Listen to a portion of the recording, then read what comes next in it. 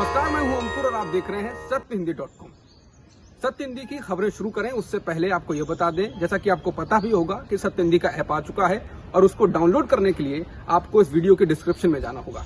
इस ऐप को आप गूगल प्ले स्टोर से भी डाउनलोड कर सकते हैं। और अब नजर डाल लेते हैं अब तक की सुर्खियों पर। कृषि कानूनों के खिलाफ आंदोलन चला रहे किसानों ने शनिवार को हरियाणा के मुख्यमंत्री मनोहर लाल खट्टर के घर के बाहर जोरदार प्रदर्शन किया। पुलिस ने उन्हें दूर रखने के लिए वाटर कैनन का इस्तेमाल किया। कृषि कानूनों के खिलाफ चल रहे किसान आंदोलन के तहत हरियाणा के मुख्यमंत्री के घर के बाहर प्रदर्शन पहले से तय था।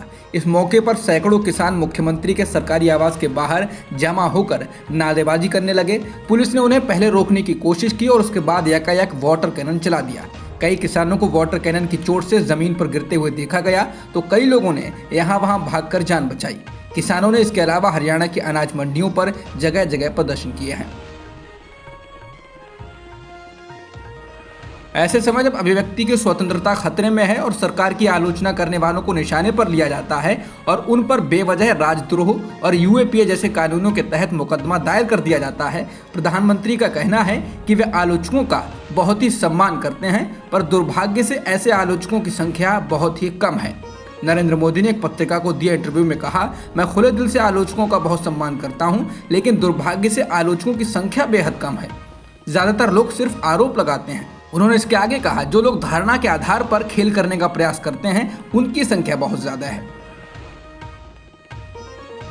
प्रधानमंत्री ने कहा कि अधिकतर लोग आरोप लगाते हैं क्योंकि उनके पास मुद्दे के बारे में पढ़ने की फुर्सत नहीं है, जबकि आलोचना गहन शोध या अध्ययन पर आधारित होती है।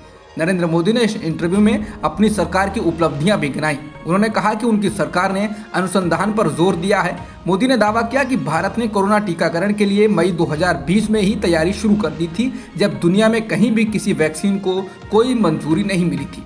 उन्होंने कहा कि हम नहीं चाहते थे कि टीकाकरण का ये मिशन पहले की तरह चले जिसमें दशकों का वक्त लगे। शिवसेना ने अपने मुखपत्र सामना में कांग्रेस पार्टी को लेकर कहा, ये उस ढहते हुए किले की तरह है जिसकी मरम्मत व रंग रोगन करने की कोशिश राहुल गांधी कर रहे हैं, पर इसके झाड़ फानूस पर नजर गड़ाए लोग इन्हें ऐसा करने नहीं दे रहे हैं। कांग्रेस का टॉनिक शीर्षक से छपे इस लेख में कहा गया है कि पहले से कब्जा जमाए बैठे लोग नए लोगों को मौका नहीं मिलने देते हैं। किला जर्जर हो गया है, तब भी उसकी खिड़की, दरवाजे, पंखे, पलंग, झूमरों व मालिकाना हक जताकर किले में ही वे डेरा डालकर बैठे हुए हैं। राहुल गांधी किले की मरम्मत करना चाहते हैं, किले का रंग रोगन करने का प्रयास कर रहे हैं, सीलन गड्ढों को भरना चाहते हैं, परंतु पुराने लोग राहुल गांधी को ऐसा नहीं करने दे रहे हैं। शिवसेना ने कांग्रेस छोड़ने वाले वरिष्ठ नेताओं को लेकर भी निशाना साधा। शिवसेना ने कहा कि कैप्टन अमरिंदर सिंह और गोवा के पूर्व मुख्यमंत्री लुइजन फलेरो आदि को पार्टी द्वारा मुख्यमंत्री जैसा सर्वोच्च पद देने के बाद भी ये लोग कांग्रेस छोड़ने का प्रयास कर रहे हैं। ये बेशर्मी की हद है। जितिन प्रसाद को कांग्रेस ने मंत्री पद दिया था, ये प्रसाद बीजेपी में गए व उन्हें उत्तर प्रदेश में मंत्री बना दिया गया। बीजेपी के पास मंत्री पद बांटने की क्षमता है, इसलिए आज लोग उनके पास जा रहे हैं। इसे सूजन आना कहते हैं, अर्थात कांग्रेस की ये सूजन थोड़ी ज्यादा ही उतर गई है और इसलिए कांग्रेस का क्या होगा, ऐसा गंभीर सवाल उठ रहा है। पंजाब का राजनीतिक गणित बहुत तेजी से बदलने जा रहा है और एक नई क्षेत्रीय पार्टी का गठन जल्द ही होने वाला है। इस पार्टी का नाम अभी अंतरिम रूप से तय नहीं हुआ है, लेकिन समझा जाता है कि इसका नाम होगा पंजाब विकास पार्टी। पंजाब के पूर्व मुख्यमंत्री अमरिंदर सिंह इस पार्टी की नींव डालेंगे। इंडियन एक्सप्रेस के मुताबिक इस पार्टी में पंजाब की राजनीति में मौजूद धर्मनिरपेक्ष लोगों को शामिल किया जाएगा। 2 अक्टूबर को महात्मा गांधी की जयंती को अंतर्राष्ट्रीय अहिंसा दिवस के रूप में मनाया जाता है। इस दौरान अंतर्राष्ट्रीय अहिंसा दिवस के अवसर पर संयुक्त राष्ट्र के महासचिव एंटोनियो गुटेरेस ने शांति और सहिष्णुता के एक नए युग की शुरुआत की जरूरत पर जोर दिया और सभी देशों से आग्रह किया कि वे महात्मा गांधी के अहिंसा के संदेश पर ध्यान दें। भारत ने ब्रिटेन के लोगों पर जवाबी कार्रवाई करते हुए ऐलान किया है कि 4 अक्टूबर से ब्रिटेन से आने वाले लोगों को 10 दिनों के अनिवार्य क्वारंटीन से गुजरना होगा।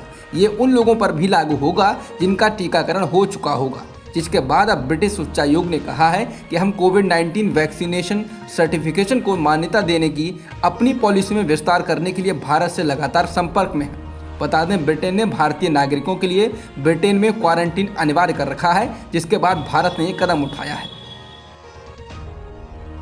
अमेरिका के उप विदेश मंत्री वेंडी शर्मन 7-8 अक्टूबर को पाकिस्तान के दौरे पर रहने वाली हैं। उससे पहले उन्होंने कहा है कि वो पाकिस्तान के साथ आतंकवाद के खिलाफ लड़ाई में एक मजबूत साझेदारी चाहते हैं और हम ये उम्मीद करते हैं कि पाकिस्तान सभी चरमपंथी गुटों और आतंकी समूहों के खिलाफ बिना कोई भेदभाव किए कार्रवाई करेगा।